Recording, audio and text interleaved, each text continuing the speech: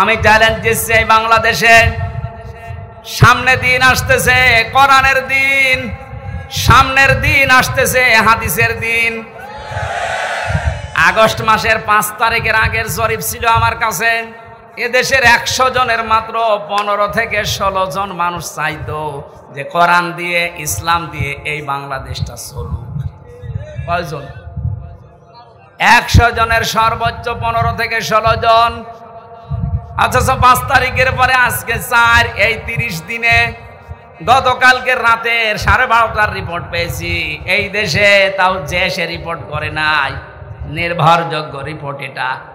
এদেশে এখন 100 জনের 35 জন মানুষ চাচ্ছে দেশে ইসলাম দিয়ে চলুক।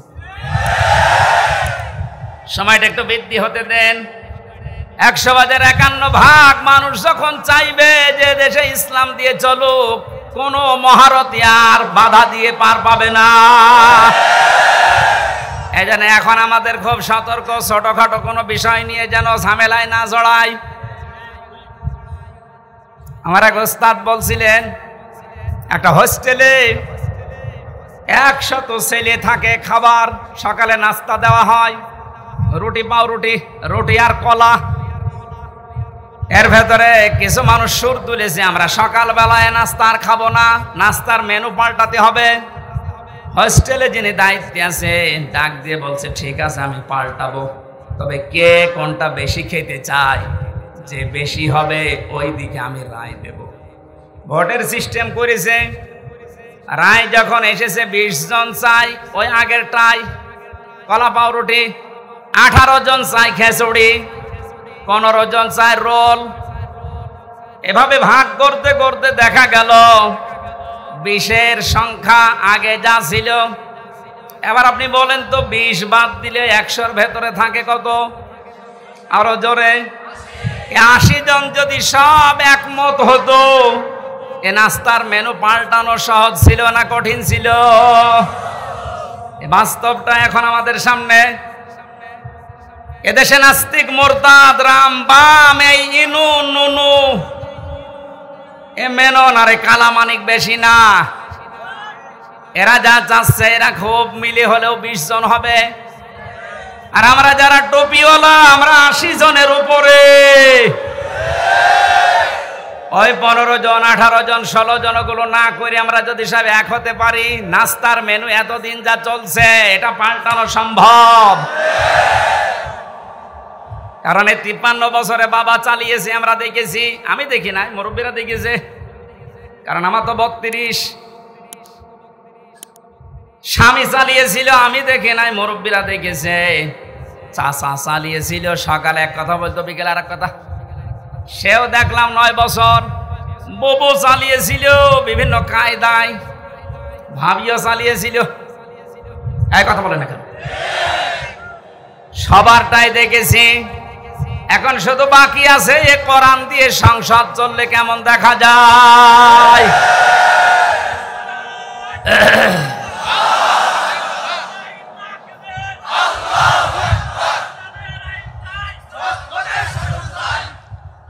কারা কারা চান আল্লাহর এই কোরআন দিয়ে বাংলাদেশের এই সংসদ চলুক? দেখে লিল্লাহে তাকবীর।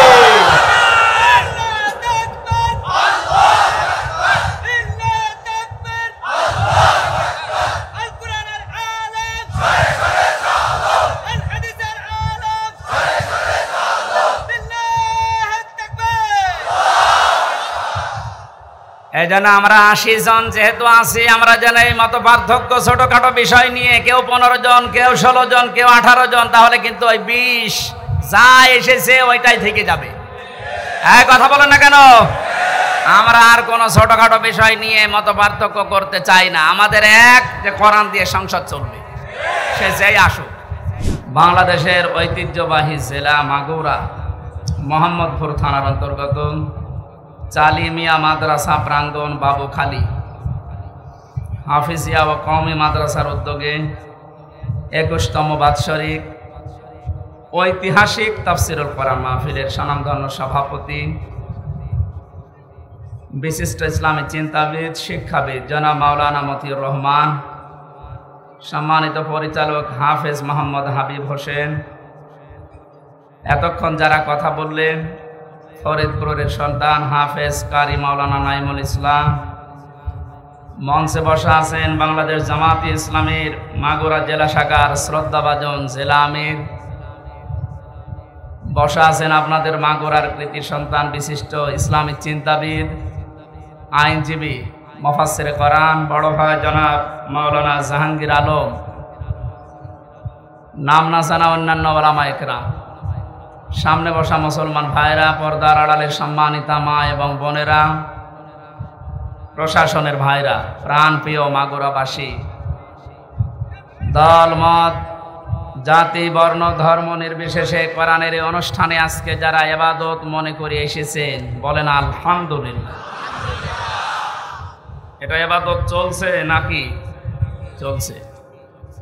নামাজ যেমন ইবাদত মনে করে পড়েন, নামাজে দাঁড়ালে যেমন এদিকে ওদিকে তাকানো যায় না, কথা বলা যায় না, শুধু ফ্যান গণনা করা যায়।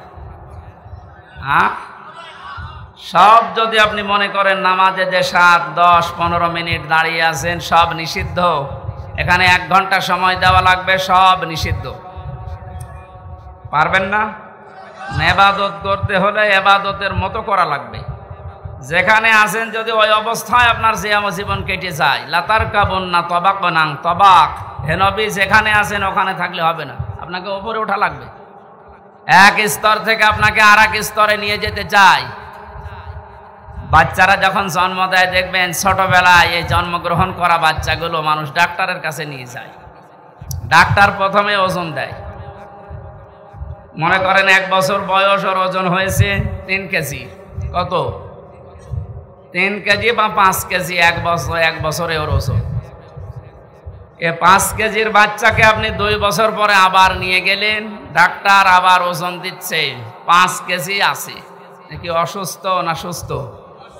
বলেন বলেন। জন্মের পর থেকে আমরা মনে হয় এদেশে মুসলমান হয়ে, যেহেতু জন্মগ্রহণই করেছি মুসলমানের ঘরে, আর 96% মুসলমান এই দেশে আছে, এই কারণে এরকম অনুষ্ঠানগুলো আমরা অন্তত এদেশে আবহমান কাল থেকে চলে আসতেছি। আমরা কয়েকদিন আগে একটা জরিপ পেয়েছি, মক্কা থেকে মদিনায় ইসলাম যাওয়ার আগে মুহাম্মদুর রাসূলুল্লাহর সাহাবী এবং নবীজির মামাতো ভাই এই বাংলাদেশে ইসলাম অলরেডি নিয়ে এসেছিলেন। এই বাংলাদেশ, ভারত, পাকিস্তান এই এলাকাতে একটা মসজিদের সন্ধান পাওয়া গেছে উত্তরাঞ্চলে। তার মাটি পরীক্ষা করে দেখা গেছে এই মসজিদটা 1473 বছর, আর এই 7 বছর কত হয়? 80 বছর। আপনি নবীজির জন্মের যে হিসাবটা আছে যদি হিসাব করে দেখেন, যারা গবেষণা করছে তারা বলছে যেই সময় এই মসজিদের এখানে প্রতিষ্ঠা, মৃত্তিকা গবেষণাগারের রিপোর্ট অনুযায়ী বিশ্ব নবী ওই সময়ও দুনিয়ায় 3 বছর বেঁচে ছিলেন। তার মানে নবীজি এই পৃথিবীতে জীবিত থাকতেই এই দেশে ইসলাম চলে এসেছে। কথা বুঝতেছেন? যেহেতু ইসলাম অনেক আগের শিকড় গেড়ে আছে এখানে, সেই হিসাবে বহুদিন থেকে কোরআনের আলোচনা ধারাবাহিকভাবে এখানে চলতেছে, চলবে ইলা ইয়াউমিল কিয়ামা। এখন এটা দেওয়ার সময়, এখন আমরা কখন খাবো এটা? মনে হচ্ছে সে রংপুর এলাকার মানুষ, রংপুরের এলাকার মানুষকে আমরা একটু উল্টা পাল্টা নামে ডাকি। আমরা খুলনা বিভাগের লোক, আমার বাড়ি এই পাশে কুষ্টিয়া। খুলনা বিভাগের যে 10টা জেলা, বাংলাদেশে যত জেলা আছে সবচেয়ে বেশি ভালোবাসি আমি এই 10টা জেলাকে, এরপরে বাইরের। ওই সমস্ত উত্তর অঞ্চলের এই রংপুর বিভাগের যে জেলাগুলো আছে, এই মানুষগুলো একটু সহজ সরল, যেটা এটা রেকর্ড হচ্ছে ওদের আবার মন খারাপ হবে। মানে এমন সহজ সরল, গাড়িতে আপনি হরেন দেবে তো সাইড দেবে তো তাকে আরো দেখে যে কে আসতেছে। আমি আসার পরে এনার কাছে বলেছিলাম যে একটা লবঙ্গ দিয়ে, কারণ সময় পাইনি খাবার খাওয়ার, একটা লবঙ্গ দিলে এখন নিয়ে এসে দিচ্ছে। এখন কখন খাবো? ঠিক আছে, তারপরেও যেতে এসেছে শুকরিয়া আপনাকে, দরকার হয় মাহফিল শেষ করে খাবো। এই জন্য আবহমান কাল থেকে যে নিয়ম নীতির সাথে আমরা অভ্যস্ত, তার ভেতরে আজকের এই অনুষ্ঠানটা অন্যতম। কথা বলেন এখানে। এই 53 বছর স্বাধীন হওয়ার পর থেকে অন্তত আমরা এভাবে চলতেছি কোরআনের আলোচনা, এর আগেও এভাবে চলতেছে। 53 বছর আগেও আপনি যা শুনেছিলেন, এখনো কোরআনে কারিমের আলোচনা ওইভাবে, হয়তো ধাঁচ পাল্টিয়েছে, শুনতেছে। এর আগেও আপনার ওজন ছিল ওই 5 কেজি, 53 বছর পরে এখনো আপনার ওজন 5 কেজি। আপনি কি সুস্থ না অসুস্থ? অন্তর্বর্তীকালীন সরকারের প্রধান উপদেষ্টা যিনি, ডক্টর মোহাম্মদ ইউনূস, উনি যেই দিন চেয়ারে বসেন ওই দিনের পরেই ঘোষণা দিয়েছেন, বাংলাদেশে অন্যান্য ধর্মের অনুষ্ঠান যেভাবে চলে, মুসলমানদের কোরআনের আলোচনা চলতে কারো প্রয়োজন, অনুমতি নেওয়ার প্রয়োজন নেই। এই তাকবীর দেওয়ার কি হলো? কথা বোঝেন? ওনার অনেক মতের সাথে আমার মতের মিল নেই, কিন্তু এই বিষয়টা এত ভালো লেগেছে, দোয়া করছি আল্লাহ এই কথাটার কারণে তার জীবনটা তুমি পরিচ্ছন্ন করে দাও। স্বাধীন এবং পরাধীন শুধু নাম শুনতাম, বাস্তবে 15-16 বছরে আমরা যে অবস্থার সম্মুখীন হয়েছিলাম, একটা স্বাধীন জাতি দাবি করতাম চেতনা নিয়ে, অথচ আমরা ছিলাম পুরা পরাধীন। এই কথা বলেন না কেন? আপনাদের বানানো সংবিধান অনুযায়ী হলেও তো আমার বাড়ি কুষ্টিয়া, এখানে এসে কোরআনের দাওয়াত দেওয়া, সংবিধান অনুযায়ী কথা বলা আমার অধিকার ছিল না? যারা দিল না ওরা কি শুধু আমারে বাধা দিয়েছে না কোরআনকে? ডাইরেক্ট ইনডাইরেক্ট যদি কেউ কোরআনে বাধা দেয়, আল্লাহ কি করেন তার বাস্তব প্রমাণ 5 তারিখ থেকে আজকের এই 4 তারিখ পর্যন্ত। কে যেন একটা গান বানিয়েছে দেখলাম, কোথায় না, আমি ওটা আর বললাম না। কোথায় সে কাওয়া কাকু, কোথায় গরম গরম কথা। এ জেলায়ও যারা এরকম উল্টাপাল্টা ক্ষমতার গরম দেখিয়ে কোরআনের আলোচনাগুলো বন্ধ করে দিতেন, নির্দ্বিধায় ফতোয়া দেওয়া যায় আপনি কাফের। এটা তো আমি বানালাম। হ্যাঁ, অকাল আল্লাযীনা কাফারু লা তাসমাউ লিহাযাল কুরআন ওয়ালগাউ ফীহি লাআল্লাকুম তাগলিবুন। আল্লাহ পাক বলেন, কাফেরেরা সিদ্ধান্ত নিয়েছিল এইটা যে সব চলতে দাও, বাধা দিও না, কিন্তু কোরআনে বাধা দাও। সিদ্ধান্ত কাদের? আরো জোরে বলেন। 96% মুসলমান আমরা এদেশে বাস করি। বাকি অন্যান্য জাতি যারা আছে তাদের ধর্মীয় অনুষ্ঠানগুলোতে বাধা দেওয়া দূরের কথা, আমরা দেখেছি আরো সাহায্য করা হতো। মুসলমানদের ভেতরেও যারা ইসলামকে ভিন্ন খাতে প্রবাহিত করার জন্য চেষ্টা চালিয়েছে বিভিন্ন নাম নিয়ে, তাদের অনুষ্ঠানগুলোতেও কোনো বাধা আমি দেখিনি। বিশেষ করে পীর নামে, পীরতন্ত্রের নামে যে ইসলাম প্রচার করা হয়েছে এই দেশে, একটা বানানো ইসলাম, যেমন তাহেরি ভাই করেছিল,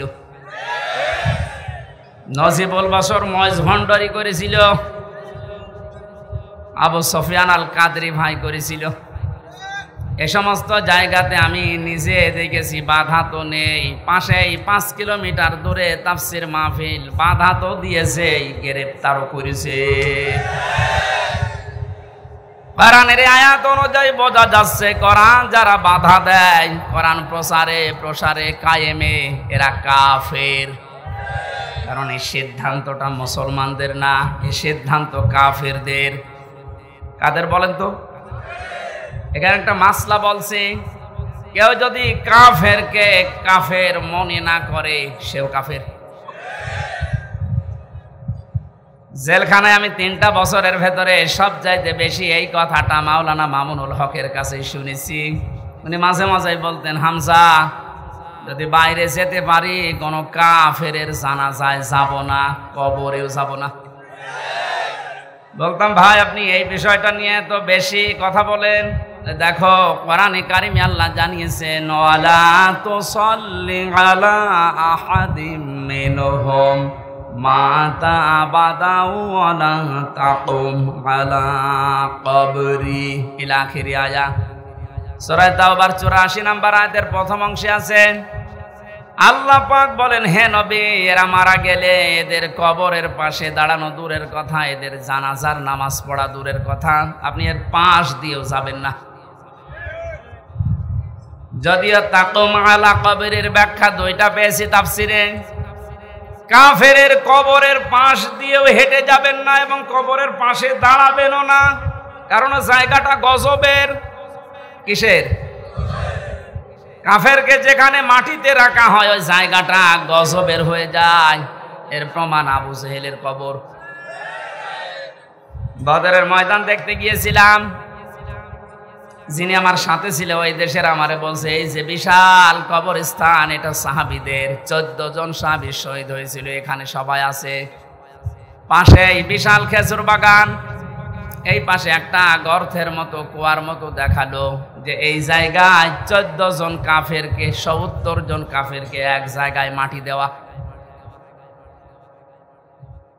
আমার বলছে, হুজুর এটা শয়তানের কবর। শয়তান মানে আবু জেহেলের। ওরে তো আর আদর করে এভাবে মাটি দেয়নি, ওরে উদ্দু করে দিয়েছে। যে কথাগুলো আমাকে জানিয়েছে তার ভেতরে দুইটা গুরুত্বপূর্ণ। এক নম্বরে বলে, হুজুর এখানে কিন্তু বহু পানি আসে, যে পাশে যে কুয়া, গ্যালন গ্যালন পানি উঠতেছে এখান থেকে। আশ্চর্যের বিষয়, এখানে পানি আসার পরও কোনো গাছ আজ পর্যন্ত জন্মায় না। পাশে দেখেন খেজুর বাগান, কি তরুতাজা খেজুর ধরেছে। আপনার কি মনে হয় ওকে আল্লাহ আপেল খাওয়াচ্ছে? হ্যাঁ, আর কবরে আল্লাহ আগুন লাগিয়েছে, এত হট, এত গরম, এর জন্য ওখানে কিছু জন্মই নেয় না, জায়গাটা গজবের জায়গা হয়ে গেছে। কাবা শরীফ তাওয়াফ করার পরে উপর দিয়ে ঘুরছিলাম, হঠাৎ দেখি আমার পেটে ব্যথা করছে। এক পুলিশকে ডাক দিয়ে বললাম, ভাই এতক্ষণ তো ভালোই ছিলাম, এখন আমার পেটে ব্যথা করছে, কি করব? আমরা বলছে, ইয়া হাজি উল হজ্জা, তাই না বিলা দোকান। ও হাজি, দেশ কোথায়? জি তুমি বাংলাদেশ। বাংলাদেশ থেকে এসেছি। ওর ভাষা দিয়ে আমারে বলছে, হাজি সাহেব আপনি জানেন না এটা কোন জায়গা? না তো। আবু জেহেলের বাড়ি। আপনি এখনো পায়খানা না করে দাঁড়িয়ে আছেন, তাড়াতাড়ি যান। সত্যি কথা বলছি, কাজ সেরে এসে দেখে আমার পেটের ব্যথা ভালো হয়ে গেছে। আল্লাহ আমাকে জানাতে চেয়েছে, হামজা ওই সময় 4.5 লাখ করে টাকা লাগতো, এত টাকা খরচ করে সেই দেশ থেকে আসলে এখানে আরে শয়তানের মুখে পায়খানা না করে চলে যাবা, তাড়াতাড়ি করো। এত ঘৃণিত, এত নিকৃষ্ট, এত অপমানজনক জায়গা, এই জায়গাকে আল্লাহ তুলনা দিয়েছে ইন্টারন্যাশনাল পায়খানা। এখন এ কথা বলেন না কেন? আমি 3টা কারণ পেয়েছি। 1 নম্বরে আবু জেহেল ছিল জুলুমকারী, জালেম। ও যে বহু এতিমের সম্পদ জুলুম করে, আত্মসাৎ করে, ফাঁকি দিয়ে খেয়েছে, তার জীবনী পড়লে পাবেন। 2 নম্বরে ছিল স্বৈরাচার। 3 নম্বরে মানুষটা পৃথিবীর সবচাইতে শ্রেষ্ঠ মানুষ মুহাম্মদুর রাসূলুল্লাহকে কষ্ট দিয়েছে। এই 3টা কারণ পড়েছি আমি তাফসিরে। কোরআনে কারীম জানিয়েছে, ওয়াল্লাযীনা ইয়াউযুনা রাসূলাল্লাহি লাহুম আযাবুন আলীম। সূরা তাওবার 60 নম্বর আয়াতের শেষের দিকে আছে, আল্লাহ পাক বলেন যে মানুষগুলো দুনিয়াতে আমার রসুলকে কষ্ট দিচ্ছে, দেবে। ইউযুনা না দিয়ে আল্লাহ আযা দিতে পারতেন, মাঝের সিগা দিলে অর্থ হয়ে যেত, কিন্তু আল্লাহ ইউযুনা দিলেন কেন? বর্তমান, ভবিষ্যৎ, প্রেজেন্ট, ফিউচার, 2টা কাল নিয়ে শব্দটা গঠন করা। তাফসিরে কাবীর আল্লামা ফখরুদ্দিন রাজি রহমাতুল্লাহ আলাইহি ব্যাখ্যায় লিখেছেন। এই এরপরে কথা বলেন কোন কারণে? এদিকে তাকান। মুফাসসির বলেন আল্লাহ পাক ইউযুনা দেওয়ার পেছনে 7টা কারণ লিখেছে। আমি সবগুলো না বললেও একটা বলছি। তিনি যেহেতু কিয়ামত পর্যন্ত থাকবেন না, থাকবেন, উনি তো দুনিয়া থেকে বিদায় নিয়েছে, তাহলে ইউযুনা দেওয়ার কারণ কি? প্রথম কারণ লিখেছে, কিয়ামত পর্যন্ত রাসূলুল্লাহ থাকবে না, কিন্তু রাসূলুল্লাহর ওয়ারিসরা থাকবে। বিশ্বনবীকে কষ্ট দিলে যেমন আযাবুন আলীম এ ঘোষণা আছে, নবীর ওয়ারিসদেরকে কেউ যদি কষ্ট দেয় মাস্ট বি আল্লাহ ওই রকম আযাবই কিয়ামত পর্যন্ত পাঠাতেই থাকবে।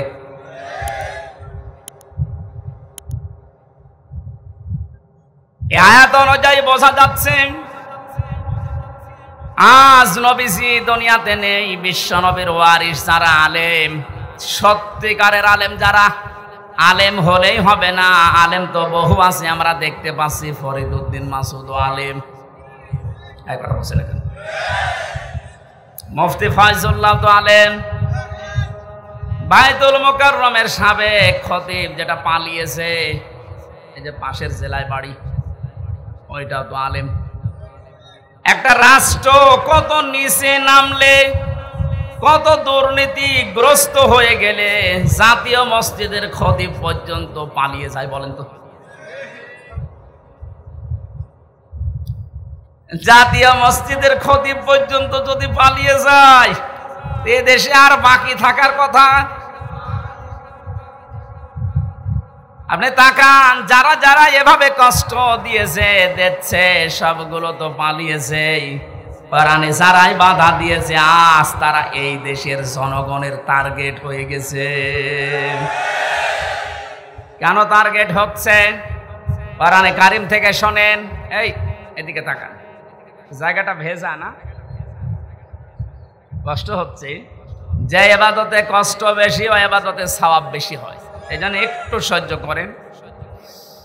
সূরা আলে ইমরান 4 নাম্বার পারা 12 নাম্বার পৃষ্ঠার 9 নাম্বার 7 নাম্বার লাইনের 178 নাম্বার আয়াত। এটা রব্বুল আলামিন বলেন, ওয়ালা ইয়াহসাবান্নাল্লাযীনা কাফারু আন্নামা নুমলি লাহুম খায়রুল লিআনফুসিহিম ইন্নামা নুমলি লাহুম লিয়াজদাদু ইসমা ওয়া লাহুম আযাবুম মুহিন। আমি আয়াতটা পড়লাম, তাফসীরের সাথে মিলালাম, দেখলাম না বাস্তবতায় খাপের খাপ, মুমতাজের বাপ মিলে যাচ্ছে। আল্লাহ পাক বলেন, হে নবী, কাফেরেরা ধারণা করে তাদের যে ক্ষমতা, তাদের যে অর্থ সম্পদ, বিত্ত বৈভব দেওয়া হয়েছে, এগুলো মনে হয় তাদেরকে কল্যাণের জন্য ভালোবেসে আল্লাহ দিয়েছে। আপনি কখনো এটা মনে করবেন না কাফেরদেরকে আমি যা দিয়েছি একটাও মঙ্গলের জন্য না, এ ক্ষমতার চেয়ারে বসিয়ে এদেরকে দিয়ে জুলুম করায়, অত্যাচার করায়, এই কারণে, কারণ যেন ওদের পাপের বোঝা পরিপূর্ণ হয়ে যায়। এদেশের জালেমদের অবস্থার দিকে তাকান তো, পাপের বোঝা পরিপূর্ণ হওয়ার পরে আল্লাহ কিন্তু ধরেছে। এই 15-16 বছর বহু মহারথী চেষ্টা করেছিল জালেমদের বিপক্ষে, এক চুলও নড়াতে পারে নাই। আপনি কি মনে করছেন বিডিআর হত্যায় কারো কোনো হাত ছিল না? সব এখন বের হচ্ছে। এখন তিনি স্বরাষ্ট্র মন্ত্রণালয়ের দায়িত্বে আছে, আজকে ঘোষণা দিয়েছে সব আমি বের করব। এটা তার ফেরেশতা এসে ঘটায়নি। আমি 3 বছর জেলে থাকা অবস্থায় বহু বিডিআরকে পেয়েছি। এই মানুষগুলোর কথা শুনলেই যত কঠিন হৃদয়ের মানুষও মন নরম হয়ে যাবে, অথচ জালেমদের মন নরম হয়নি। পঞ্চগড়ের এক মুরব্বীকে পেয়েছিলাম, উনি আমার মাঝে মাঝে বলতেন, হুজুর আমার আর 1 মাস পরে আমার চাকরি শেষ হয়ে যেত, কিন্তু বিনা কারণে এই যা 14 বছর আমি আটক অবস্থায় আছি।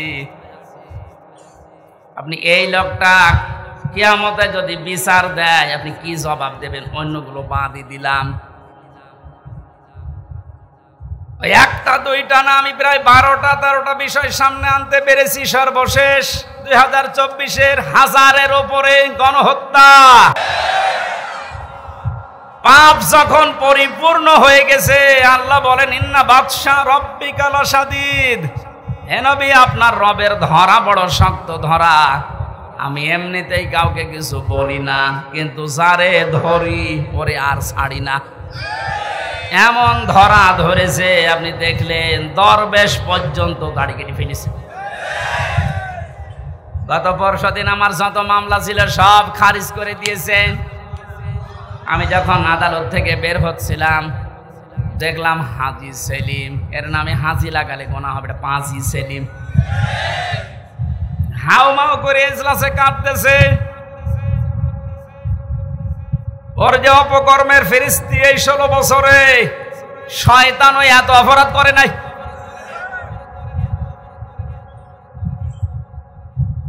এমন ধরা আল্লাহ ধরেছে, অপমান কারে বলে আয়াতের শেষে ছিল আলাহুম আযাবুম মুহিন। আল্লাহ পাক বলেন আমি তাদেরকে অপমানজনক শাস্তি দেব, যেটার বাস্তব প্রমাণ কালামানিক। এরকম অপমান মনে হয় ফেরাউনও হয়নি। ফেরাউন ডুবে মরে গেছে, কিন্তু ওর বিসি হলে এর বিসি পর্যন্ত শেষ। আর কি হারাবেন আপনি? আমার বিসি না উড়ে গোড়া থেকে উড়ে গেলে ভালো হইতো। যতগুলো অপমান আমরা দেখতে পেলেন, এই যে হারুন আঙ্কেল 3 ইঞ্চি, এই লোকটা অপমান হওয়ার পেছনে আমি যতটুকু দেখেছি, আমার সাথে ওই ছোট হুজুরটা ছিল প্রথমে 2 মাস, ওই যে মাদানি রফিকুল ইসলাম মাদানি মাওলানা আমারে বলছিল হামজা ভাই ভাই বলে এই জন্য, কারণ ওর বয়স আমার বয়স সেম সেম, দেখতে ছোট কিন্তু বয়স আছে। এখন তোর বয়স 30 আর আমার 32। আমারে বলছে হামজা ভাই আমারে রিমান্ডের নামে নিয়ে গেল আমার হাতির ছিলে, রাত 12:30 1টার দিকে 2 পাশে ব্লক করে ওরা উলঙ্গ করেছে। আমারে এক টুকরা কাপড়ও আমার শরীরে নেই, হাফ প্যান্ট ছিল ওইটাও খুলে দিয়েছে। আমার হাতে একটা সিগারেট ধরিয়ে দিয়েছে, পাশে একটা অর্ধ উলঙ্গ মহিলা কোত্থেকে নিয়ে এসে দাঁড় করিয়ে ছবি তুলছে, বলছে এটা সকালে ছড়িয়ে দেব, মানুষ বুঝবে যে হুজুর কত খারাপ। আমার বলছে হুজুর আমার এত অসহায় মনে হচ্ছিল নিজেকে, চোখের পানি ফেলে কাঁদলাম, ডাক দিয়ে বললাম মাবুদ তোমার কোরআন আমি 100 ভাগ বিশ্বাস করি, তুমি যা দেখলে, তুমি যা দেখলে যা শুনলে আমি তো জানি, আমি কিচ্ছু জানি না বিষয়। আমাকে যে প্রশ্নগুলো করে এর সাথে আমি ন্যূনতম জড়িত না। সন্ত্রাস বিরোধী আইনে মামলা দিয়েছে উল্টাপাল্টা করে। এক এসআইকে ডাক দিয়ে বললাম ভাই আমার সাথে আপনারা যা করছেন, রাস্তা তো ব্লক করা, কেউ আসতে পারে না, হারুন স্যার কি জানে? এসআই বলছে হারুন স্যার জানে না মানে উনি তো করাচ্ছে।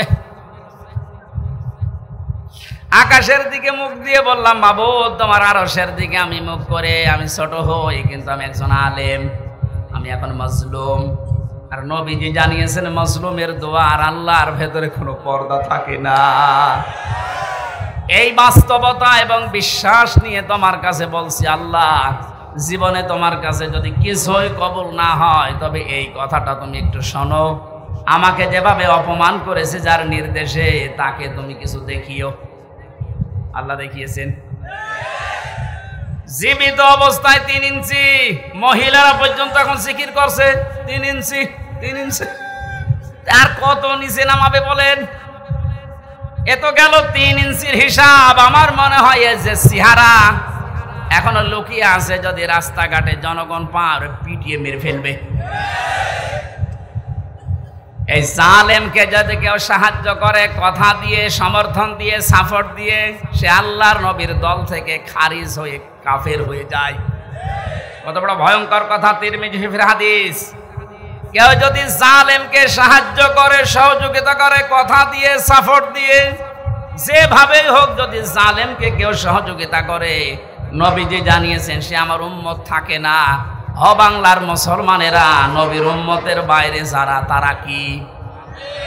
আরো জোরে নাম ধরা লাগবে। আর সুতরাং জুলুমের সাথে যারা জড়িত ছিলেন, বাংলাদেশ জামাতে ইসলামের শ্রদ্ধাভাজন আমির ডাক্তার শফিকুর রহমান ঘোষণা দিয়েছেন আমরা সাধারণভাবে আমাদের কোনো অভিযোগ নেই, আমাদের রাজনৈতিক দল হিসাবে যত জুলুমের শিকার মাফ করে দিলাম। কিন্তু ব্যক্তিগতভাবে যদি কেউ জুলুমের শিকার হয়ে থাকে আর ও যদি প্রতিশোধ নিতে চায় ওই পরিমাণ, আমাদের পক্ষ থেকে বাধা নেই। সেই হিসাবে আমি যেহেতু ভিকটিম, আমার মাটির নিচে রেখেছিল আয়না ঘর, শুধু আপনি নাম শুনেছেন আর আমি ছিলাম ওখানে। 3টা বছর আমাকে ফাঁসির কন্ডেম সেলের ভেতরে তালাবদ্ধ করে 24 ঘন্টা আটক রাখতো সিসি ক্যামেরা দিয়ে। কেউ যেন আমার সাথে কথাও না বলে, দেখাও না করে। এমনকি কারারক্ষী দু একটা একটু ভালো ছিল, সবাই তো আর একরকম না। দু একজন এসে যদি একটু সালাম দিত, ওই যে উপর থেকে ক্যামেরা লাগানো,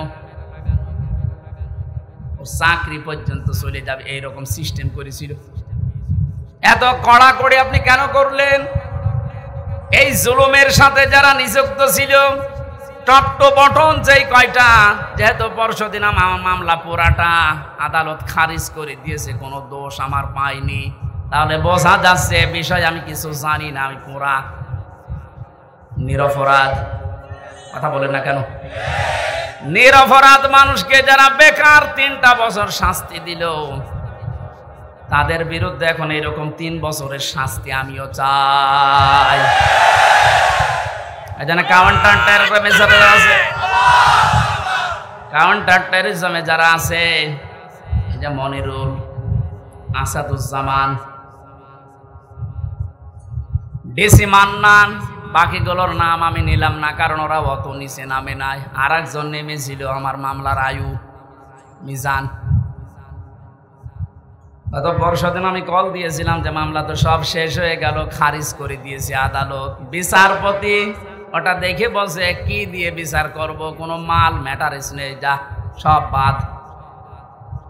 ওনারে বললাম এতদিন পর্যন্ত ওনারে স্যার বলতাম, এখন দেখি আমার মোবাইল পেলে আমার উল্টা করে স্যার বলছে, হাও মাও করে কান্না কাটে, বলে কি করা লাগবে হুজুর বলেন, আমার কোনো দোষ নেই। দোষ নেই তে আমারে ধরার পরে আমার বাবার কাছ থেকে 10 লাখ টাকা খেয়েছিস, ওই টাকা ফেরত দে।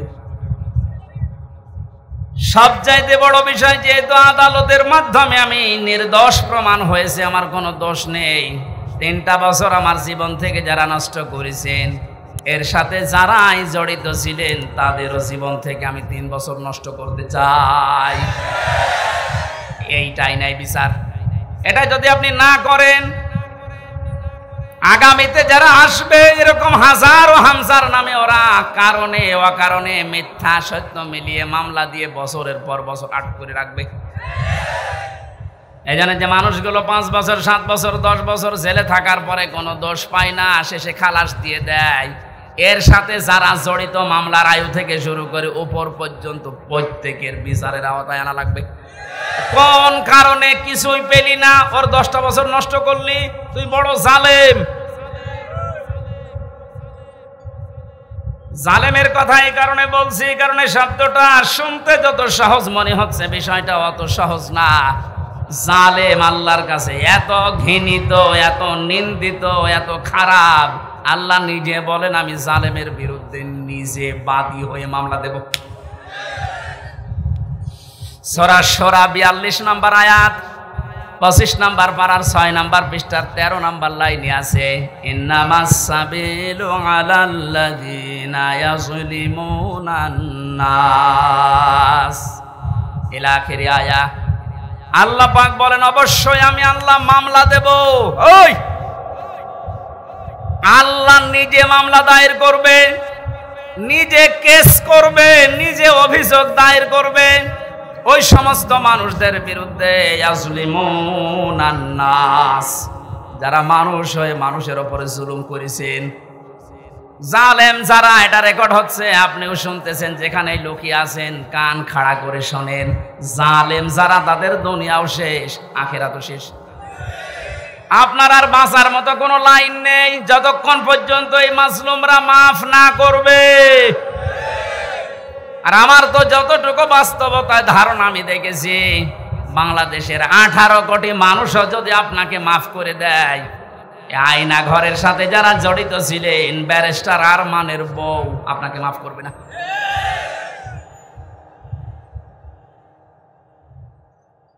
কি অসহায় মনে হয়তো নিজেকে, মাটির নিচে একদিকে, পেছনে হাত বাঁধা, কালো কাপড় দিয়ে চোখ বাঁধা, ডান্ডা বেড়ি দেওয়া পায়ে, মাজায় দড়ি দিয়ে 11 ঘন্টা টাঙিয়ে রেখেছে। তাও যদি একটা অপরাধ করতাম মেনে নিতে পারতাম, কিচ্ছু জানি না ওই বিষয়ে। কোন পাগল কোন ছাগল নাকি সে সিরাজগঞ্জ থেকে গেছে সংসদ ভাঙবে একটা কাঁচি নিয়ে, তারে পুলিশে ধরেছে, এই এখানে কে সংসদ ভেঙে ফেলবো, কাঁচি দিয়ে সংসদ ভাঙা যায়? বম মারলে ওড়ে না, আর তুমি কাঁচি নিয়ে এসেছো। ও নাকি বলেছে যে আমি হুজুরের ওয়াজ শুনে উদ্বুদ্ধ হয়ে সংসদ ভাঙতে এসেছি। কোন হুজুর? আমি রামজা, ধরে নিয়ে আই। এই যে আমার অপরাধ। আমি বারবার বলার চেষ্টা করেছি 164-এ ম্যাজিস্ট্রেটের কাছে, স্যার আমার ওয়াজ আপনার মোবাইলও আছে, আপনি দেখেন তো আমি কোন ওয়াজ করলাম যে আমার ওয়াজ শুনে উদ্বুদ্ধ হয়ে সংসদ ভাঙতে গেল। বলে আমার হাত বাঁধা, কিছু করার নেই।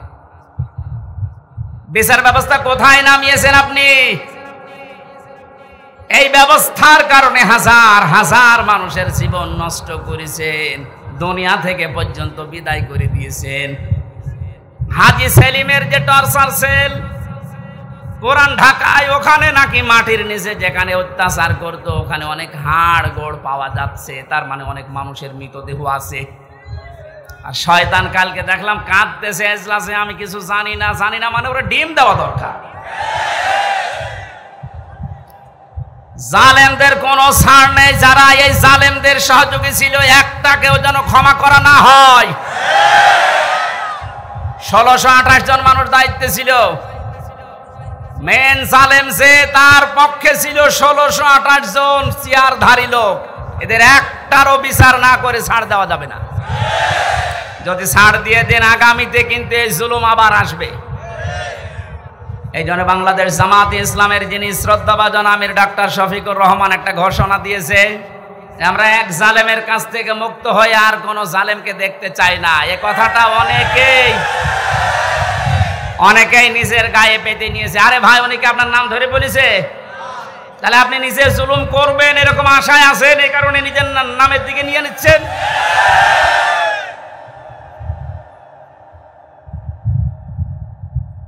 জীবিত ওলি দেখেননি জীবনে, মরা ওলি দেখেছে। বিভিন্ন গাছতলায় আস্তানায় শুয়ে আছে মরা ওলি মনে করে। জীবিত ওলি যদি কেউ বাংলাদেশে দেখতে চান, কোন দরবারে যাওয়ার দরকার নেই, ডাক্তার শফিকুর রহমানের দিকে তাকাবেন, ওটা টাটকা জিন্দা ওলি। আমি নিজে সাক্ষী দিচ্ছি, তার যে ইবাদতের মাত্রা, তার যে ইখলাস, দ্বীনের জন্য যে কোরবানি এবং আল্লাহর প্রতি তার যে তাওয়াক্কুল কোন পর্যায়ের, আপনারে মাথায় ধরবে না। আমি 4 দিন তার সাথে ছিলাম, দেখেছি আল্লাহ মানুষকে এরকম ধৈর্য দেয়।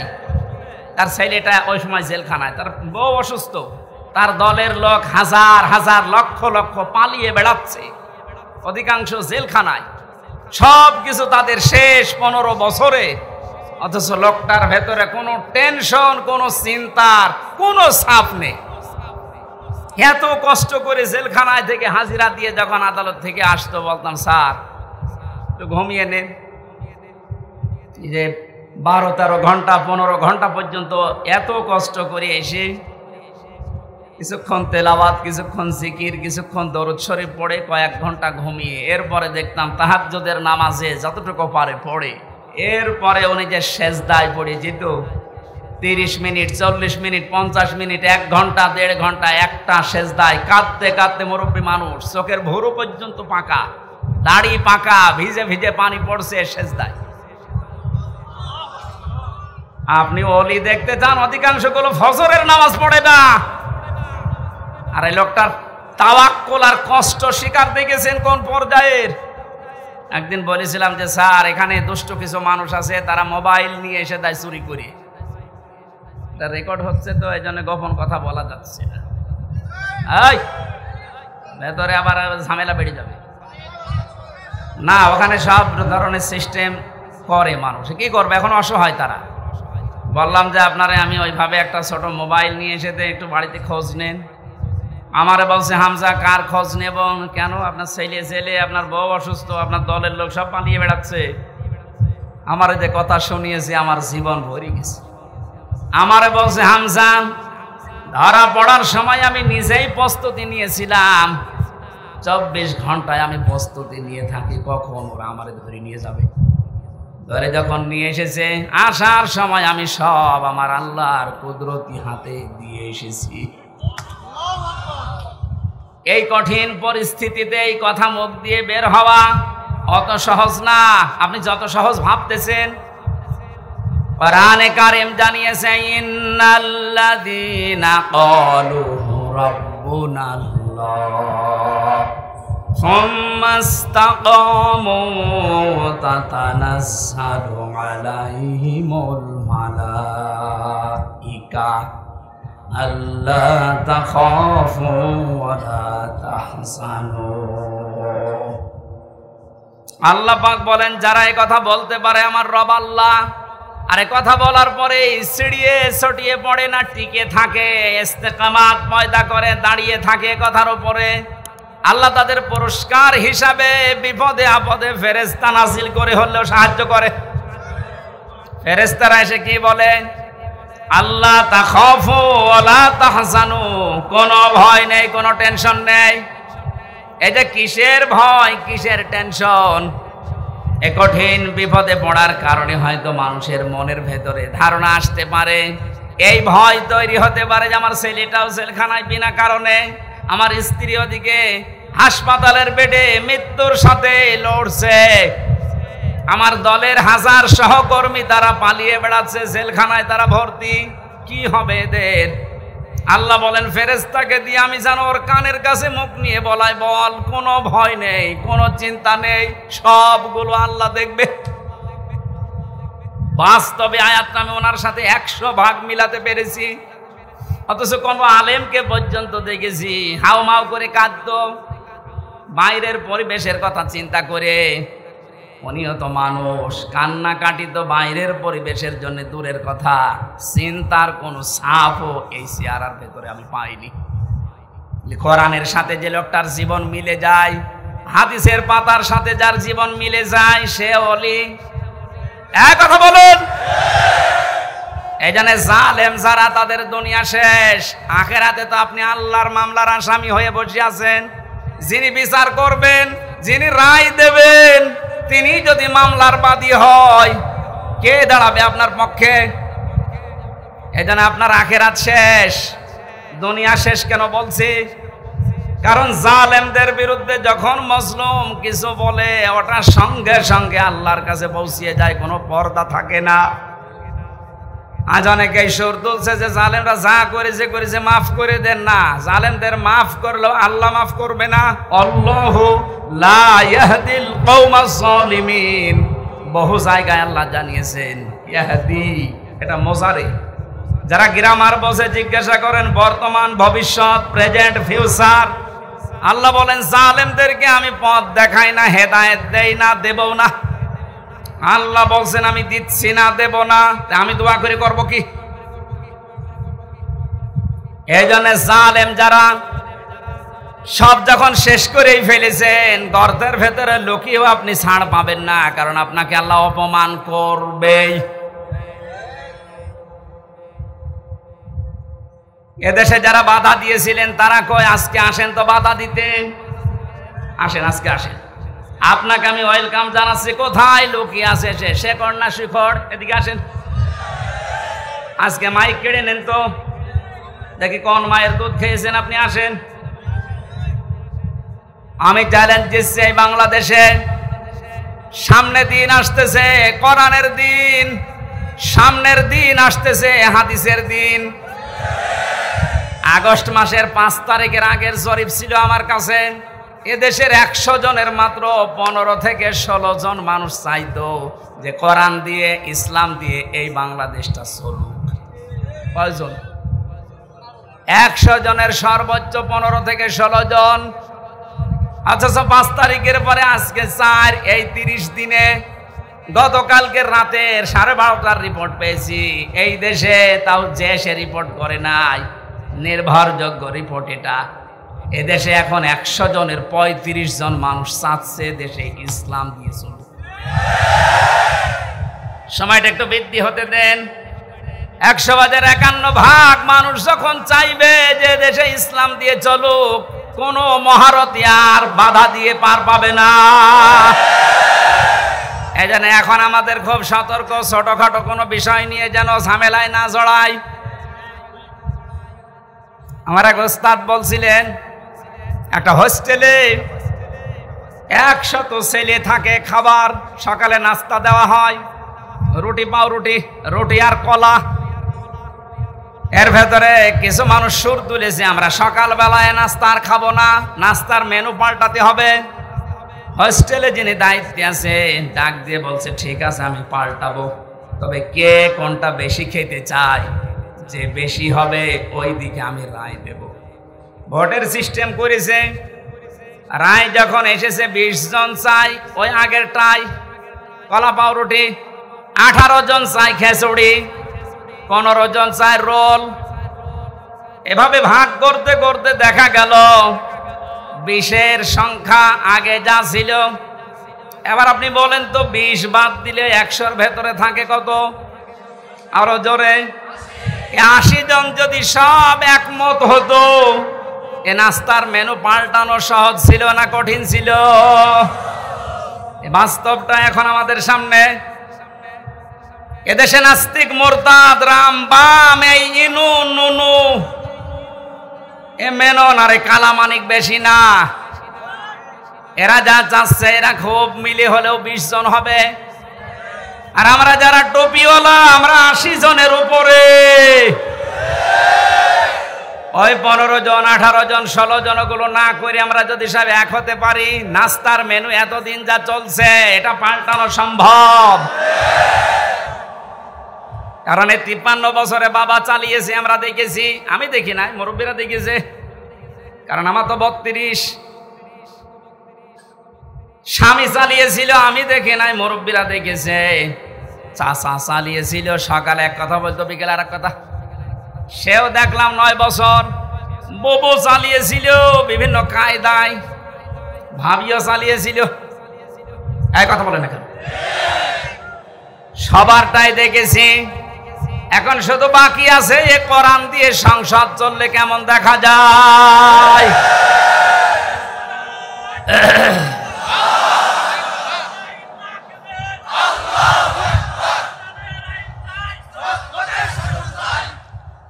কারা কারা চান আল্লাহর এই কোরআন দিয়ে বাংলাদেশের এই সংসদ চলুক? দেখি লিল্লাহে তাকবীর।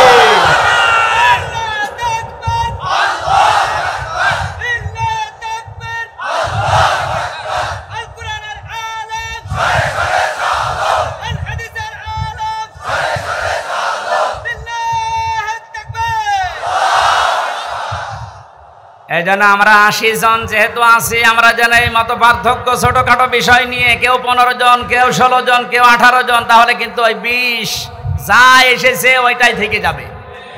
এই কথা বলেন না কেন? আমরা আর কোনো ছোটখাটো বিষয় নিয়ে মত পার্থক্য করতে চাই না। আমাদের এক যে কোরআন দিয়ে সংসদ চলবে, সে যেই আসুক। এটা অনেক জালেমরা তো বুঝেছিল, পালিয়েছে। অনেক মুনাফিক এখন অনেকে মুনাফিকি করছে, বুঝতেছে, এই জন্য সুর তুলছে, না এভাবে আর চলতে দেব না, তাড়াতাড়ি তাড়াতাড়ি। কিসের তাড়াতাড়ি? আপনি কি স্বাধীন করে দিয়ে গেলেন? যারা স্বাধীন করেছে তারা যা বলবে তাদের ওটা অনুযায়ী দেশ চলবে। এতে যদি 3 মাস হয়, 3 বছর হয়, 6 বছর হয়, 10 বছর হয়, হোক, কোনো অসুবিধা নেই।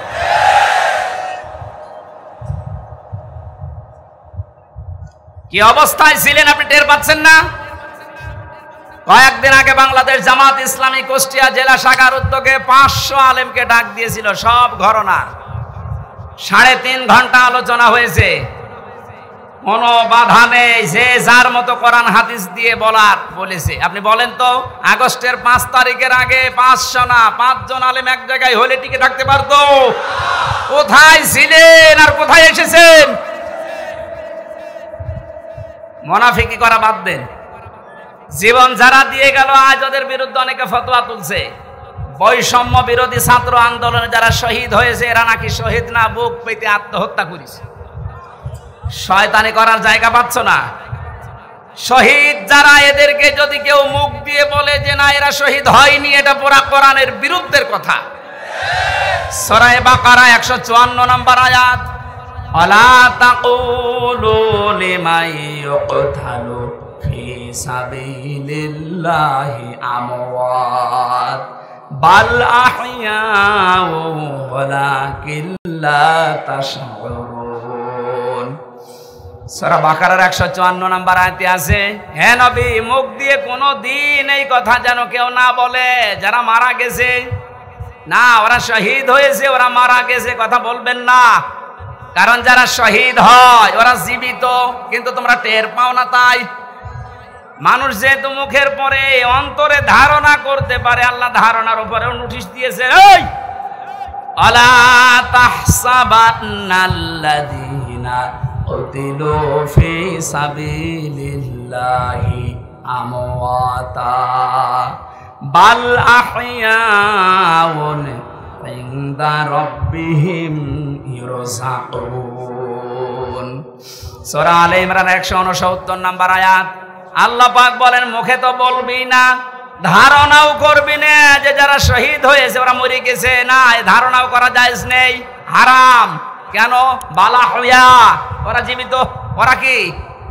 আরো জোরে বলেন, ইনদা রাব্বিহিম ইরযাকুন, তারা আল্লাহর কাছে রিজিক পাচ্ছে। আমি কয়েকদিন আগে গিয়েছিলাম শহীদ আবু সাঈদ রংপুরের কবর জিয়ারতে এবং বাড়ি দেখতে। ওর বাবা এসে আসার পরে জিজ্ঞাসা করলাম, ছেলে মেয়ে কয়টা? 6টা ছেলে, এটাই ছোট ছিল। ও ছোটবেলা থেকেই প্রতিবাদী, অন্যায় দেখলে কিছু নেই হাতে, তারপরও প্রতিবাদ করত। এত বড় জুলুমের বিরুদ্ধে প্রতিবাদ করার জন্য যেটা হাতে নিয়েছিল, কোন অস্ত্র ছিল? কি ছিল? একটা গাছের ডাল। কালা মানিক বলছে, না ওর হাতে অস্ত্র ছিল। ডাল যদি অস্ত্র হয়, তুমি যে কলা পাতায় শুয়েছিল এটা অস্ত্র।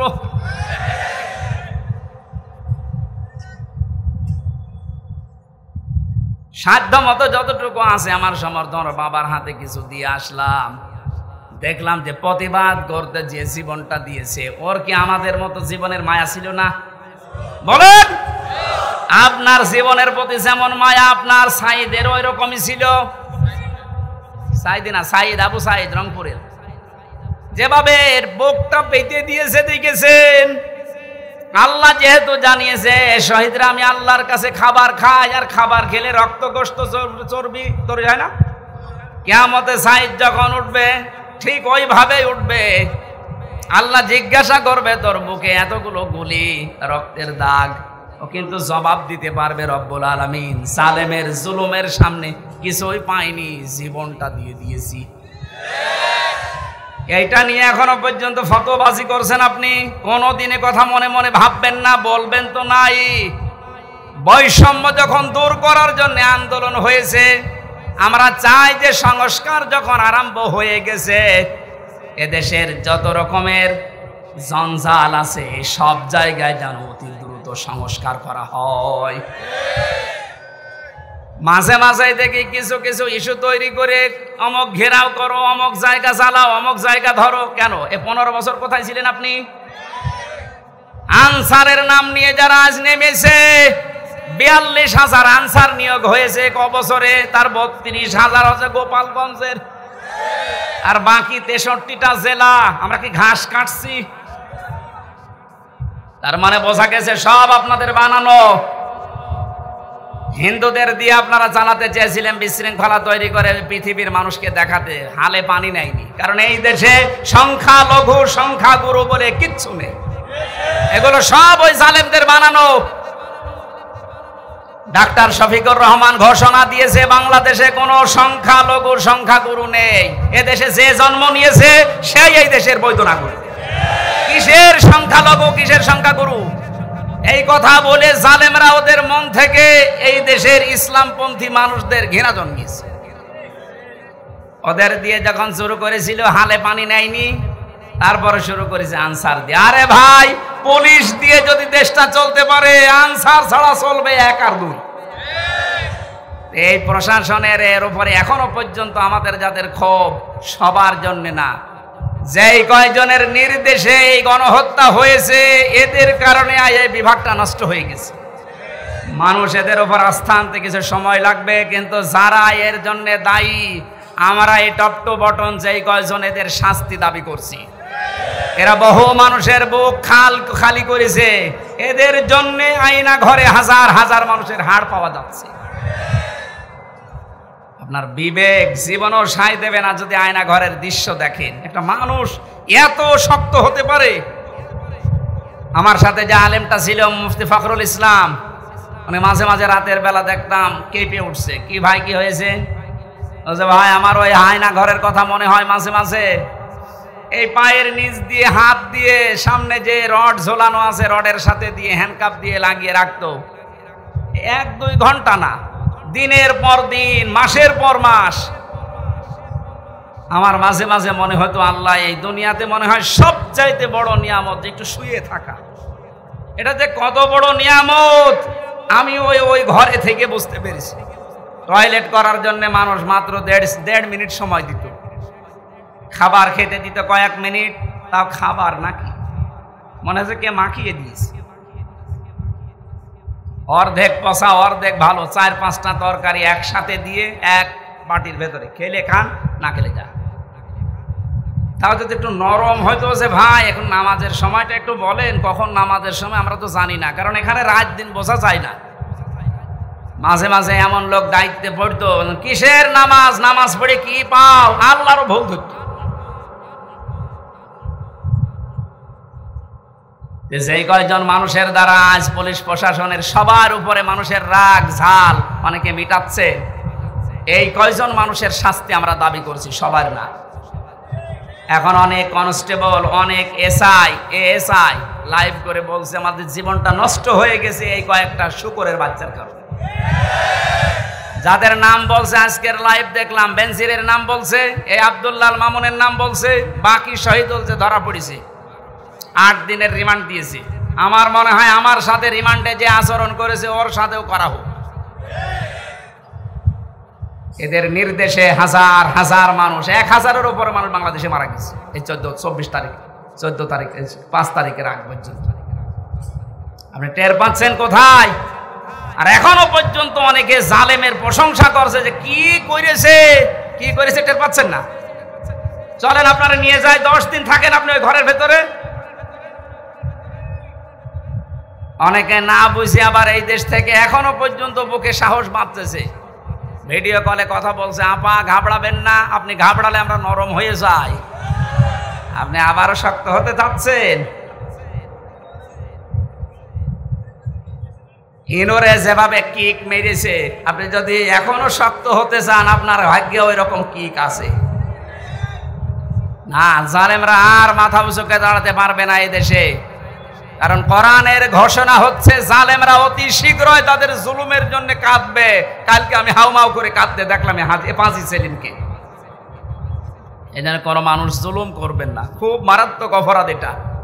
এর চাইতে বড় অপরাধ আর দুনিয়ায় নেই, তার দুনিয়াও শেষ, আখিরাতও শেষ। আল্লাহ আমাদেরকে যেন কোনো জুলুম করা থেকে বাঁচান, সে পারিবারিক জীবনের জুলুম হোক, সামাজিক জীবনের জুলুম হোক, রাজনৈতিক জীবনের জুলুম হোক, সব জুলুম থেকে আল্লাহ আমাদের রক্ষা করেন, বলেন আমিন। দরুদ আর সালাম পাঠের মাধ্যমে আজকের তেলাওয়াতকৃত আয়াত সূরা মারিজ কয়েকটা আয়াত পড়েছি। আমার আলোচনার বিষয় হচ্ছে মুক্তিপণ। আমার বাবাকে যেমন মুক্তিপণ নিতে চেয়েছিল 10 লাখ দেন, নয়তো 50টা মামলা দেব, এরকম মুক্তিপণ সামনে আসতেছে। কোরআনে কারীম জানাচ্ছে, ও বাংলার মানুষেরা কান খাড়া করে শোনো, ওয়ালা ইয়াসআলু হামিমুন হামিমা ইউবাসসিরুনাহুম ইয়াওয়াদুল মুজরিমু লাউ ইয়াফতাদি মিন আযাবি ইয়াউমিযিন বিবানি। আল্লাহ পাক বলেন, কোন শহীদের পরিচয় দিতে চাইবে না, যদিও তাদেরকে সম্মুখে হাজির করা হবে, বন্ধুর পরিচয় দেবে না। এমনকি অনেক মানুষ আছে নিজের অপরাধ ঢাকতে মুক্তিপণ হিসাবে বাঁচার জন্য নিজের সন্তান পর্যন্ত আল্লাহর কাছে বলবে আল্লাহ মুক্তিপণ হিসাবে দিয়ে দিলাম, বলেন নাউজুবিল্লাহ। আয়াতটা পড়ার পরে আমার ছোট মেয়েটা এই যে ফারিহা জান্নাতের সাথে আমি মিলিয়েছিলাম, আল্লাহ বলেন সন্তানও পর্যন্ত মানুষ দিতে চাইবে। অথচ আল্লাহ রসুলের পরে এই পৃথিবীতে সবচাইতে বেশি মহব্বত ভালোবাসা আমার এই ফারিয়ার উপরে। এত ভালোবাসা জেলখানায় থাকার পর ওর বেশি বেড়ে গেছে, কারণ ওরে আমি 1 বছর রেখে গিয়েছিলাম, এখন 4 বছর বয়স ওর। এত ভালোবাসা জন্মিয়েছে, ওরে চোখের আড়াই করলে বারবার মোবাইলে আমি দেখে নেই। অথচ আল্লাহ বলছে ফারিহাকে হামজা কিয়ামতে আল্লাহর কাছে বলবে, আল্লাহ এইটাও দিয়ে দিলাম, আমাকে ছাড় দেন। সাহিবাতিহি ওয়া আখি, মানুষ তার নিজের স্ত্রীকে নিজের ভাইকে বলবে, আল্লাহ এগুলো দিয়ে দিলাম। অফাসিলাতিহিল্লাতি তুবি, নিজের জ্ঞাতি গোষ্ঠী, নিজের দলের লোক, রাজনৈতিক আশ্রয় যারা, সামাজিক আশ্রয় যারা, পারিবারিক আশ্রয় যারা তাকে দিত, এই গোষ্ঠীর লোক পর্যন্ত মানুষ বলবে আল্লাহ সব দিয়ে দিলাম। অমাং ফিল আরদি জামিআ, দুনিয়ায় যত সম্পদের মালিক ছিলাম সব আমি দিয়ে দিলাম, আমারে আপনি বাঁচান। এ কথা মানুষ বলবে।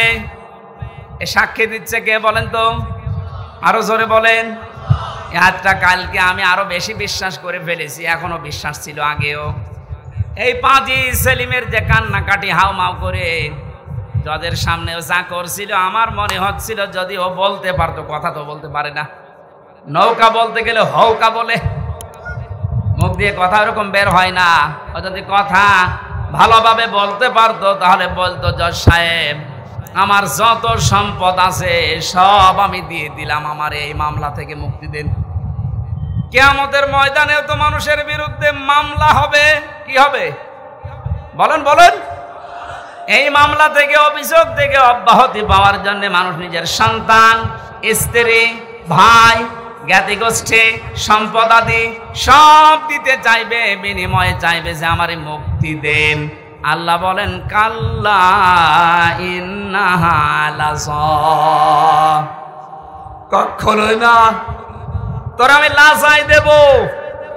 ও মাগুরাবাসী, লাজা কি? এটা জাহান্নামের একটা দরজার নাম। জাহান্নামে একটা দরজা 7টা, তার 3 নাম্বার দরজার নাম হচ্ছে লাজা। এত ভয়ঙ্কর, এত কঠিন এই জায়গাটা, আল্লাহ নিজে পরিচয় দিচ্ছেন নাযাআতাল লিশাওয়া। এখানে প্রবেশ করার সঙ্গে সঙ্গে মানুষের চামড়া খসে যাবে। আমি কিছু ভয়ঙ্কর জায়গা দেখেছিলাম, রিমান্ড আমাকে নিয়েও গিয়েছিল যে এই জায়গায় মানুষের নখ তোলা হয়, এখানে মানুষকে মেশিনের ভেতরে দিয়ে পানির সাথে মিশিয়ে দেওয়া হয়, কিন্তু চামড়া সঙ্গে সঙ্গে খসে যায়, এরকম কোন জায়গা আমার নজরের সময় পড়েনি। অথচ আয়াত দ্বারা আল্লাহ জানিয়েছেন নাযাআতাল লিশাওয়া দিয়েছেন আল্লাহ।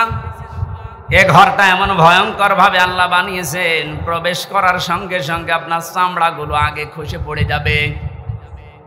আল্লাহ পাক বলেন এ ঘর কাদেরকে ডাকবে জানো মাগুরাবাসী?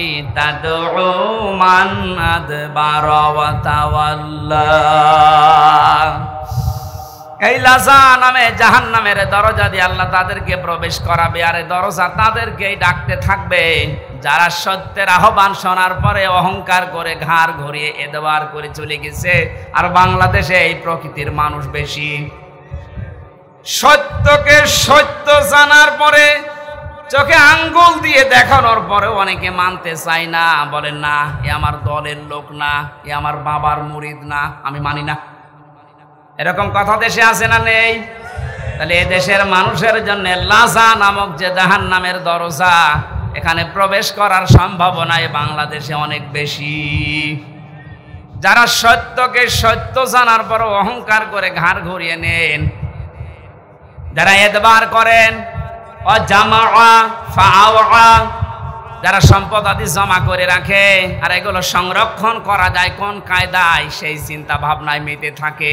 তাকান বাংলাদেশের দিকে, টাকা রাখার জায়গা হয়নি, বানিয়েছে বেগমপাড়া। ও মনে করেছিল এটা আমার সংরক্ষিত থাকবে, জমা করার পদ্ধতি দেখেছেন। একটা প্রকল্প চালু করেছে, 10 কোটি টাকা, 2 কোটি খরচ করে 8 কোটি খায়। একবারে তো হয় না, 4-5 বার করে ওইটা করে। যেখানে 10 কোটি টাকা হলে হয়ে যাওয়ার কথা, সেখানে 32 কোটি টাকা লাগায়। এভাবে টাকা পয়সা এমন ভাবে ওরা জমা করে, জায়গা পায় না তখন বাইরের দেশে রাখে, সুইস ব্যাংকে রেখে আসে। এই চরিত্র যাদের ছিল, এই মানুষগুলোকে লাজা ডাকবে। কি হয়েছে আপনার এই সম্পদ দিয়ে? কি হয়েছে আপনার এই সম্মান দিয়ে? এখন যে অপমান আল্লাহ আপনাকে করেছে, আপনার সম্পদও কাজে আসছে না, আরো সম্পদগুলো বিপদের কারণ হয়ে দাঁড়িয়েছে।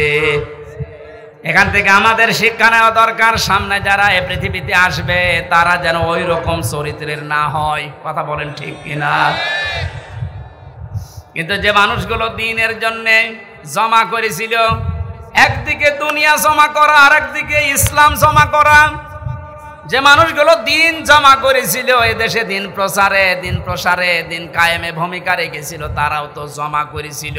আল্লামা সাইদির নাম বলছে, আমি নিজে দেখেছি লোকটাকে 10টা দিন, আমি 10 মিনিট ছিলাম ওনার সাথে। এই মানুষটার যে আমল আখলাক আর যে হাসি, ওনাকে অনেকে বলছে মরে গেছে না, মরান, উনি শহীদ হয়েছে, কারণ ওনাকে মেরে ফেলা হয়েছে। ওনার মুখের ওই হাসি প্রমাণ করে যে ওনারে মেরে ফেলা হয়েছে। এর পেছনে আন্তর্জাতিক কিছু ষড়যন্ত্র আছে। যারা মেরেছেন যদি সত্যতা প্রমাণ করতে চান, ওই ডাক্তার মোস্তফা জামানকে নিয়ে আসেন। ওরা ডিম দেওয়া লাগবে না, শুধু ডিম দেখাবেন, সব বলে ফেলবে। কথা বলে না কেন?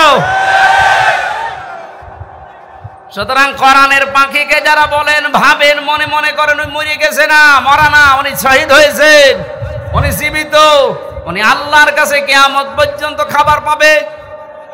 আর জালেম যারা, আপনি কি করলেন? আপনার দুনিয়াও শেষ, এই সম্পদগুলো এখন দুদুকে ধরবে, হিসাব দিতে দিতে তো মরবেন, আর পরকাল তো আপনার শেষই। কারণ কত মানুষের সম্পদ আত্মসাৎ করেছেন, এদের জবাব দিতে দিতে আপনার পরকাল শেষ। আল্লাহ আমাদের ওইরকম জীবন যেন না দেন, বলেন আমিন। পারিবারিক জীবন নিয়ে কয়েকটা জিনিস আমি ওখান থেকে নোট করেছিলাম জেলখানায়। তার ভেতরে অন্যতম কারণ, ওখানে আমি দেখেছি অধিকাংশ মানুষের মামলাগুলো সাধারণ যারা, সব পারিবারিক জীবনের কারণে। হয় বউ পিটিয়েছে, নাই যৌতুকের কারণে, নাই বউ মেরে ফেলেছে। এখন যিনি জল্লাদ আছে কেন্দ্রীয় কারাগারে, যে ফাঁসি দেয়, আগে তো শাহজাহান জল্লাদ ছিল, এখন যে দায়িত্বে আছে ইলিয়াস, এই লোকটা 17 বছর ছিল সৌদি আরবে। এরপরে এখন 22 বছর পর্যন্ত ওর জেল। প্রথমে ফাঁসি ছিল, ওখান থেকে এখন যাবজ্জীবন জেল। 30 বছর বয়সে না 35 বছর বয়সে যেন জেলখানায় ঢুকেছে। 35 আর 17 আর 22 কত হয়? আমার মাঝে মাঝে দেখা করতে এসে বলতো, হুজুর জীবনটা শেষ করে ফেলেছে এই মেয়ে লোকটার কারণে। বিয়ে করেছিলাম বড় আশা নিয়ে, বাড়িতে আসার পরে আমার মার সাথে বর কোনো মিল নেই, কিছু হলেই ঠোকামুখি করে, আর আমারে বলে আলাদা হওয়া লাগবে। মাকে, আর আমার বোন ছিল, বোনকে কিছু দিলেই ওর চোখ টাটায়। মা বোন যারা এসেছেন, আপনাদের মন আপনি উদার করবেন। আপনার নিজের মা, নিজের ভাই, নিজের বোনের জন্য যদি আপনার স্বামী খরচ করে, আপনি আরো বাহবা দেন যে হ্যাঁ খুব ভালো মানুষ। আর স্বামীকে যে ছোটবেলা থেকে 25 বছর 30 বছর পর্যন্ত ওর পেছনে শ্রম দিল, ওই মা বাবা ভাই বোনের পেছনে একটু খরচ করলে আপনার চোখ টাটায়, আপনি মানুষ। নবীজি বলেন, কোন স্ত্রী যদি চায় যে তার স্বামী বেশি দিন বেশি থাক, তার হায়াত বেড়ে যাক, তার সম্পদ, তার সম্মান দুনিয়ায় বেড়ে যাক, তাহলে সেই স্ত্রী যেন মাঝে মাঝে স্বামীকে বারবার অনুরোধ করে, স্বামী তুমি আর যাই করো অন্তত রক্তের সম্পর্কগুলো ঠিক রাখো। কিন্তু এইরকম বউ এখন ঘরে ঘরে নেই। মা বোনেরা যারা এসেছেন, শুধু নামাজ পড়া, রোজা করার, কালো বোরকা পরা ইবাদত না, এটা পারিবারিক জীবনের ইবাদত। এই ইবাদতটা আজ বাংলাদেশের 100টার 98টা পরিবারে নেই। বেশি বলে ফেললাম না? এটাই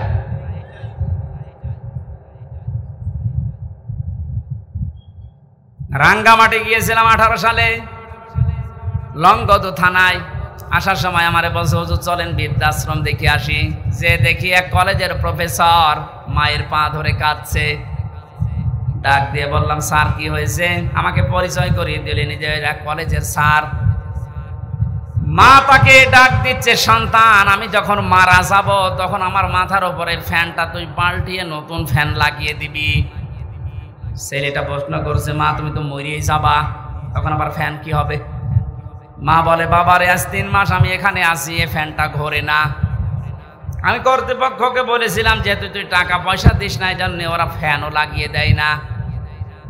আমার সাথে তুই যা করলি, আমার তো মনটাই কে বলছে তোর সন্তানও কিছুদিন পরে তোর এইখানে রেখে যাবে।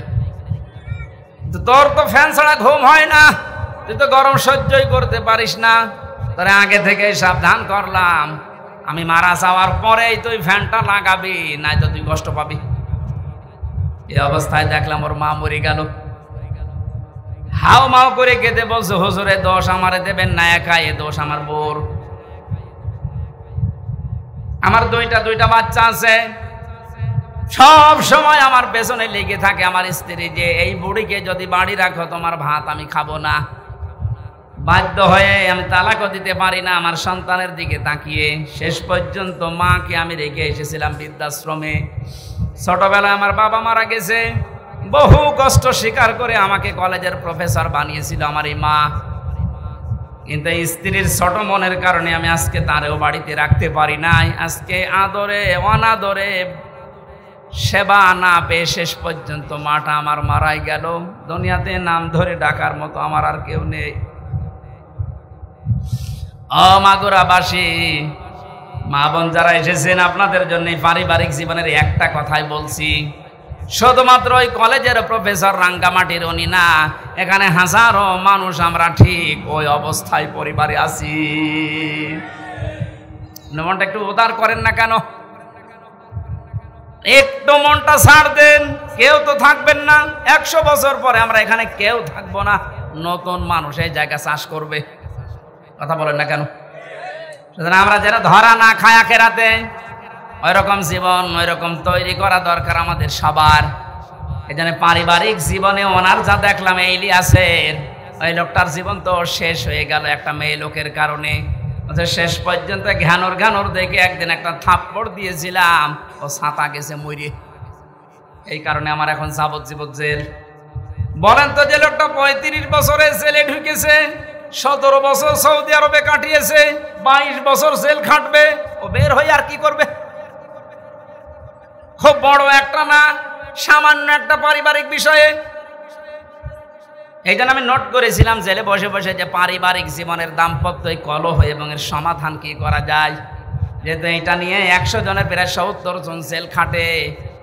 আমি লিখে এখন বাইরে এসে বই করেছি, ওইটা আপনার মেয়েকে বিয়ে দেওয়ার আগে পড়াবেন, বউকে পড়ান, ফুফুকে, নিজের মাকে, বোনকে, এদেরকে পড়াবেন। আমার মনে হয় পরিবারে আল্লাহ শান্তি ফিরিয়ে দেওয়ার কাজ ওখানে লিখে দিয়েছি। কোন জায়গায় আছে আমি জানি না, আমার গাড়ি আছে, সাদা গাড়ি, ড্রাইভারের কাছ থেকে নিয়ে যাবেন। অন্তত মেয়েকে আগে পড়ান আর বউকে।